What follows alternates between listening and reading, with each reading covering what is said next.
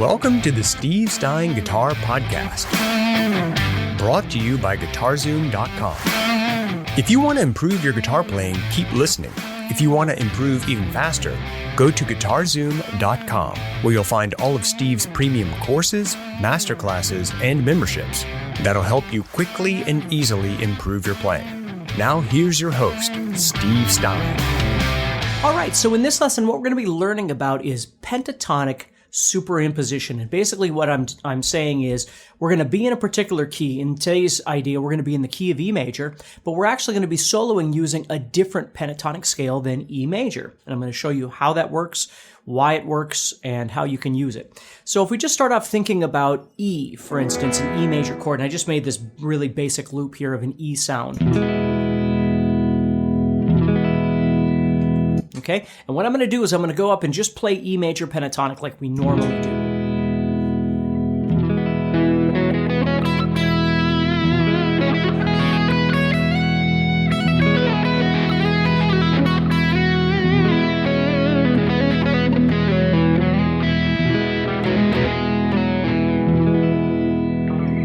Okay, now that's the typical kind of E major pentatonic-ish sound, and it sounds great.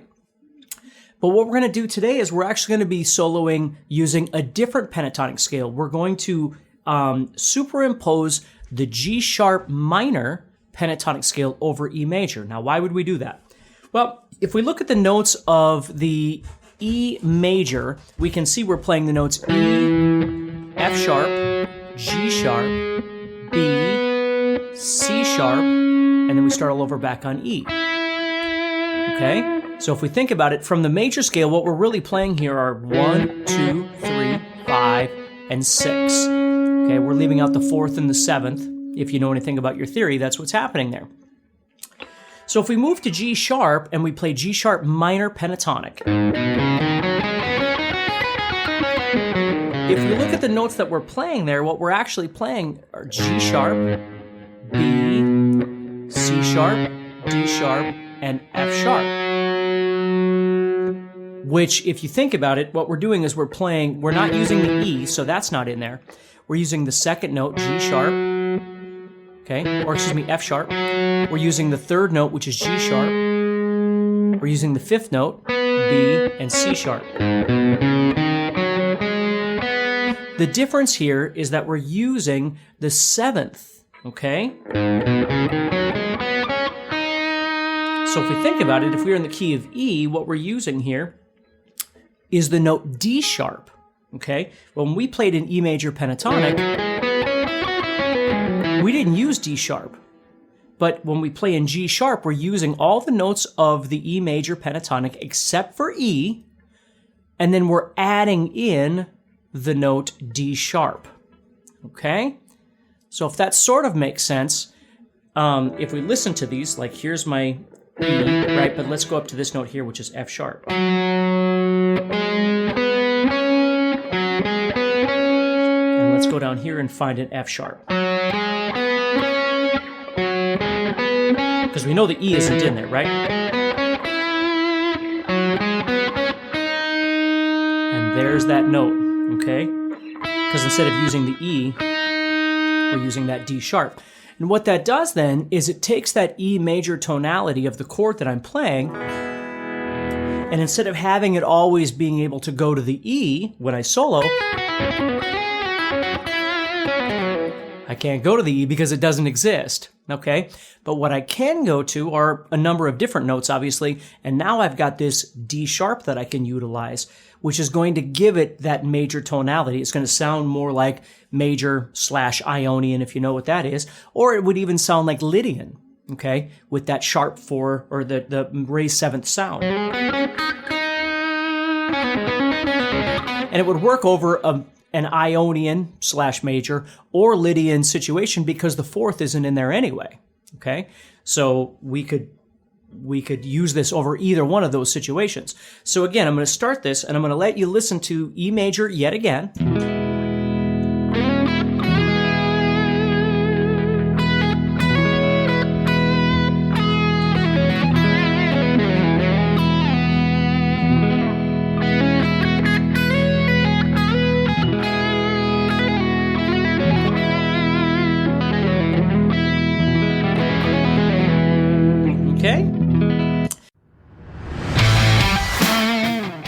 enjoying this episode and you'd like to support the podcast, go to GuitarZoom.com and consider becoming a premium member. There are 3 memberships to choose from. VIP, which gives you instant access to a library of short but powerful courses as well as new bite-sized lessons each month. There's also Play Songs that gives you step-by-step lessons so you can learn to play your favorite songs fast. And finally, there's Masterclass, university-level training on everything from soloing to music theory, from blues to home recording. For more info about these memberships and all the premium courses available to you, go to GuitarZoom.com. Now back to the podcast. But now, what I'm going to do is I'm going to switch over and I'm going to start playing in G sharp minor. Now again, G sharp is a major third up. 1, 2, 3, right? So if I think about that, I'm moving up a major third. If you don't know your theory, you can just think about it as I'm in E and I'm moving up 1 fret, 2 frets, 3 frets, 4 frets. You can think of it that way too.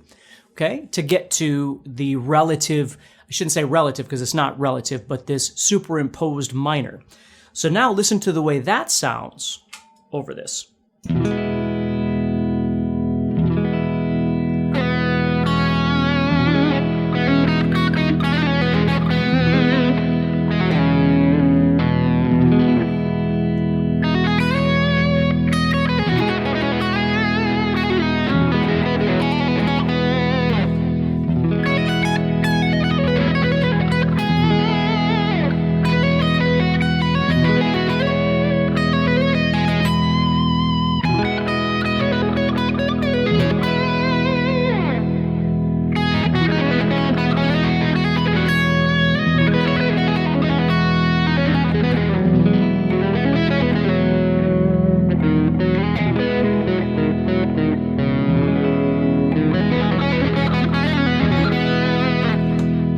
See how it sounds a little more colorful, a little more maybe mysterious sounding because of that major 7th there.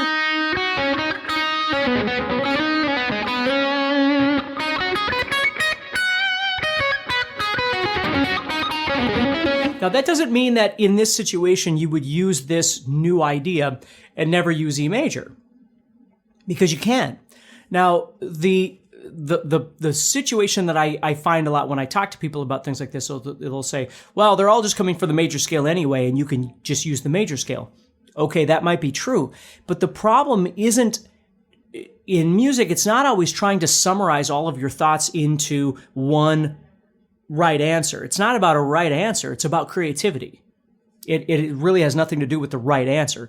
Because the problem is if you're like many people, when you go to solo, it's creativity and musicality that's lacking oftentimes. The notes might be right, but it doesn't necessarily mean that it sounds good or it sounds musical, right? And so that's what I want you to understand. At the beginning of this video, I was talking about perception. And perception to me is really, really important, because if you just try and summarize all this and go, oh, it's all just in E major. Okay. And you start doing that over the top of this, right? So I go...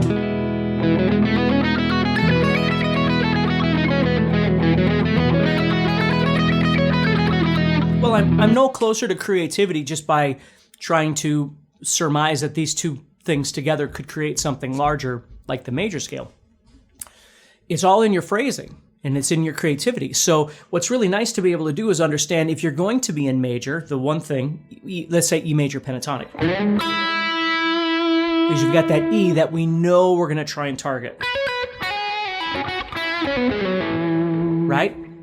And that's going to be great. You got your, kind of southern rock.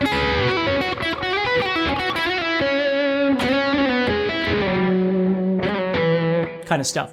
But when you pop over to this other side, then all of a sudden what you do is you're forcing yourself to avoid that E, and instead you're emphasizing the major 7th, which is that D sharp.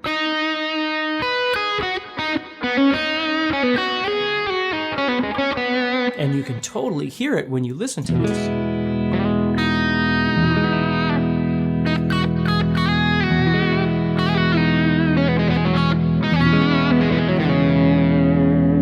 It's just really interesting sounding.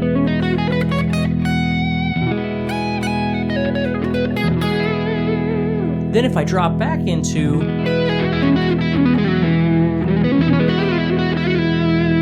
that E major, that'd be fine. But then, you see? So you can actually make them sound very different from each other just by this idea of superimposition. So hopefully that makes sense to you. It's a great little thing to learn how to do. Lots of guitar players that you might be familiar with certainly use this technique.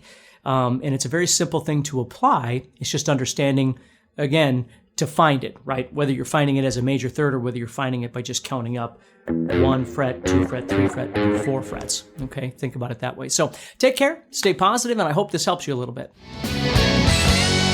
Next time on the Steve Stine Guitar Podcast. So when I first started learning to play songs by ear, I didn't understand anything about theory, anything about scales. All I knew is I could hear things moving down or up, right? So let me show you what I mean.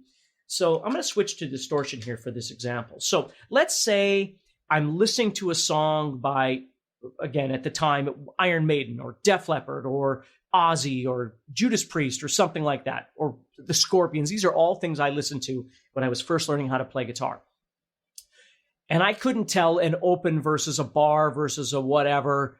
I didn't have any of that kind of capability. I could hear a sound, right? So I'd hear a sound and then I would go to my guitar and I would start trying to make a power chord and move it around until I could figure out where that sound was, right? So I'd hear the very first chord of a song. Boom, I'd put the record, yes, a record. I would put the record on and I would hear that sound. So instead of listening to the entire song for 5 minutes, that's not going to do me any good. I would put the needle on the record and listen to that very first sound I would hear. Okay? Now, again, if it was all this kind of stuff, that's the wrong song for me. I wanted a chord. I wanted something where I could hear a sound, right? The Ramones, right? That kind of thing. I could hear chords. Hey, Steve Stine here from GuitarZoom.com, and thank you so much for listening to this podcast.